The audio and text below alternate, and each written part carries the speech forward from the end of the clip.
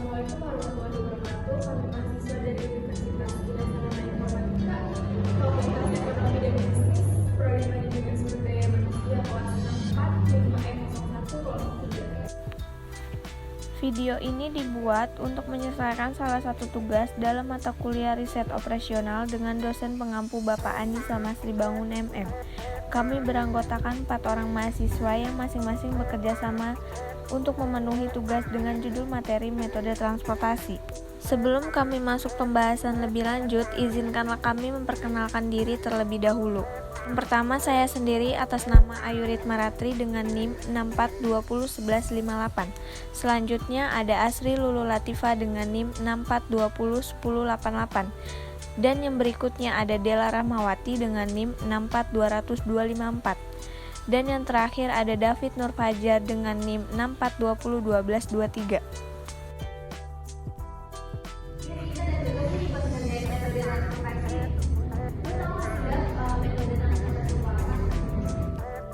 Jadi, metode transportasi merupakan suatu metode yang digunakan untuk memilih jalur pengiriman atau distribusi sejumlah barang atau produk yang sama dari lokasi sumber barang menuju lokasi kemana barang tersebut akan dikirimkan, dengan biaya sekecil mungkin atau minimum cost. Pada intinya, metode transportasi merupakan cara bagaimana kita mengoptimalkan biaya pengiriman atau ongkos dengan sebaik mungkin.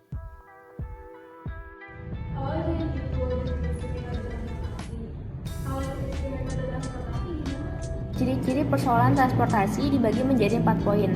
Yang poin pertama, terdapat sejumlah sumber dan sejumlah tujuan. Jadi, maksud dari poin pertama adalah jelasnya tempat asal pengiriman dan kemana produk akan dikirim. Lalu, poin kedua ada kuantitas sumber dan tujuan besaran tertentu. Artinya, kapasitas pada masing-masing tujuan pengiriman telah dipastikan dan sesuai dengan jumlah barang yang telah diproduksi. Lalu poin ketiga, jumlah pengiriman komoditas sesuai kapasitas sumber dan tujuan. Maksud dari poin ketiga, jumlah ekspedisi pengiriman sudah ditetapkan berdasarkan poin kedua. Dan yang terakhir poin keempat, biaya yang terjadi besaran tertentu. Artinya, biaya pengiriman atau ongkos sudah ditetapkan berdasarkan jarak, waktu, dan pengeluaran yang dihabiskan dalam perjalanan.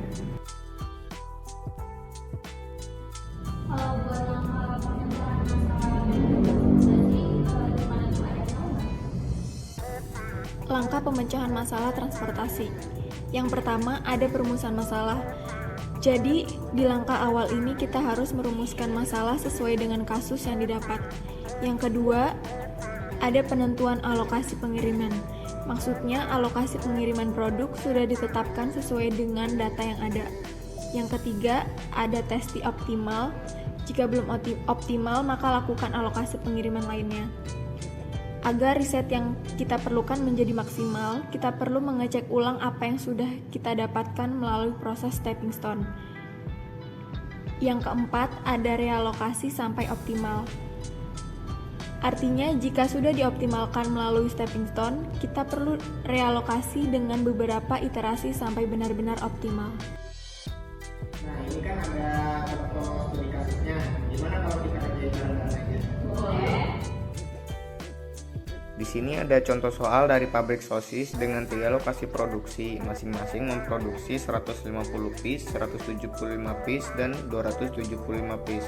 Pabrik tersebut akan mengirimkan ke 3 pasar dengan masing-masing permintaan 200 piece, 100 piece, dan 300 piece. Kapasitas penawaran dan permintaan pada ketiga pabrik dan juga biaya transport per unit sudah tertera pada tabel di bawah ini. Bisa kita lihat ya, untuk biaya transport per unit atau ongkos ada di kotak-kotak kecil, yaitu 6, 8, 10, 7, 11, 11, 4, 5, dan 12.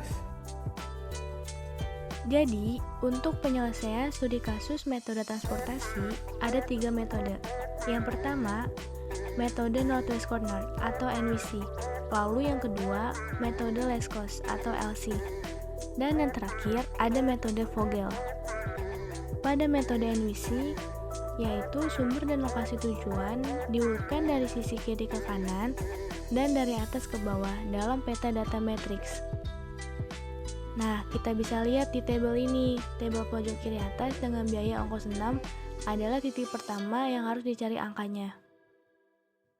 Berdasarkan permintaan dan penawaran, angka yang tepat untuk kolom tersebut adalah 150, karena penawarannya lebih kecil dari permintaan.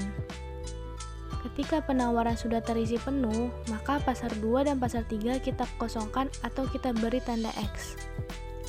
Selanjutnya, kita fokus ke kolom permintaan. Karena permintaannya diminta 200, jadi di baris kedua kita isi 50 untuk memenuhi permintaan 200 ini. Dan kita kosongkan di kolom setelahnya. Karena permintaannya sudah terpenuhi. Selanjutnya kita mulai lagi dari ongkos biaya 11. Kita lihat lagi nih, penawaran dan permintaan lebih kecil mana? Karena di sini permintaannya lebih kecil, jadi kita isi di sini 100. Setelah itu, karena penawaran 175-nya sudah kepakai 150, berarti kan masih ada sisa 25. Nah, sisa 25-nya ini kita isi di sini untuk memenuhi penawarannya. Lalu bawahnya karena permintaan 100-nya sudah terpenuhi, jadi kita kosongkan atau beri tanda X. Selanjutnya kita kerjakan di ongkos biaya 12. Karena di sini tinggal satu kolom dan permintaannya diminta 300, berarti di kolom sini kita isi 275. Jadi permintaan dan penawarannya sudah terpenuhi semua. Sehingga solusi layak basis yang kita dapat dari metode NWC yaitu Z sama dengan 150 dikali 6 ditambah 50 dikali 7 ditambah 100 dikali 11 ditambah 25 dikali 11 ditambah 275 dikali 12. Hasilnya 5.925 dalam satuan ribuan. Nah, buat yang selanjutnya ada metode less cost. Metode less cost itu adalah metode transportasi dengan cara mencari biaya pengiriman atau ongkos terkecil terlebih dahulu. Bisa kita lihat di tabel ini. Biaya kirim terkecil itu 4 ya. Jadi kita isi terlebih dahulu di sini dengan angka 200 untuk memenuhi permintaan. Lalu karena permintaan dari pasar 1 sudah terpenuhi, maka kita silang di pabrik B dan A. Kemudian kita cari ongkos terkecil berikutnya. Bisa dilihat di sini ya, kalau 5 itu ongkos termurah. Selanjutnya karena penawarannya sudah terisi 200 di baris sebelumnya, maka kita tambahkan 75 di kolom ini untuk memenuhi penawaran. Nah, lalu kita ulangi cara yang sama seperti sebelumnya untuk mencari ongkos terkecil. Ongkos terkecil selanjutnya itu 8 ya. Karena sudah terisi 75 di bawah, maka kita tambahkan angka 25 di sini. Lalu kita silang baris selanjutnya karena permintaannya sudah terpenuhi. Tersisa 3 tabel lagi untuk diisi dan kita masih mencari angka dengan metode yang sama seperti tadi. Ongkos paling kecilnya di sini kan 10, jadi kita isi dengan angka 125 untuk memenuhi penawaran. Dilanjutkan dengan ongkos terkecil selanjutnya yaitu 11 yang diisi dengan angka 175 untuk memenuhi permintaan dan penawaran. Kemudian kita silang kolom terakhir karena semua permintaan dan penawarannya sudah terpenuhi semua. Nah, baru kita mendapatkan solusi layak basis dengan mengalihkan angka yang didapat dengan ongkos. Di sini kita mendapatkan angka 200 kali 4 ditambah 25 kali 8 ditambah 75 kali 5 ditambah 125 kali 10 ditambah 175 kali 11 dengan hasil 4.550 dalam satuan ribu atau 4.550.000. Di metode yang terakhir ada metode Vogel. Cara menyelesaikannya itu yang pertama kita harus mencari ongkos terkecil dari baris ke baris dan kolom ke kolom. Di baris pertama bisa kita lihat ongkos terkecil itu 8 dan 6 ya. Jika sudah, kita lakukan pengurangan dari ongkos tersebut yang mendapatkan hasil 2. Lanjut ke baris selanjutnya, kita lakukan hal yang sama. Di sini kita mendapatkan angka 4 hasil dari pengurangan 11 dikurang 7. Dan di baris selanjutnya kita mendapatkan angka 1 dari pengurangan 5 dikurang 4. Lanjut ke kolom ya. Di sini kita punya angka terkecil yaitu 6 dan 4. Kemudian kita kurangi dan hasilnya 2. Lakukan hal yang sama pada kolom selanjutnya. Kita mempunyai 3 dari hasil 8 dikurang 5 dan 1 dari 11 dikurangi 10. Jika sudah seperti ini, maka kita cari hasil pengurangan terbesar pada kasus ini. Kita punya angka 4. Angka 4 ini akan kita jadikan patokan di mana kita akan pertama kali mengisi tabel transportasi. Nah, lalu kita isi angka yang sinkron dengan penawaran dan permintaan, yaitu 175. Kenapa di sini?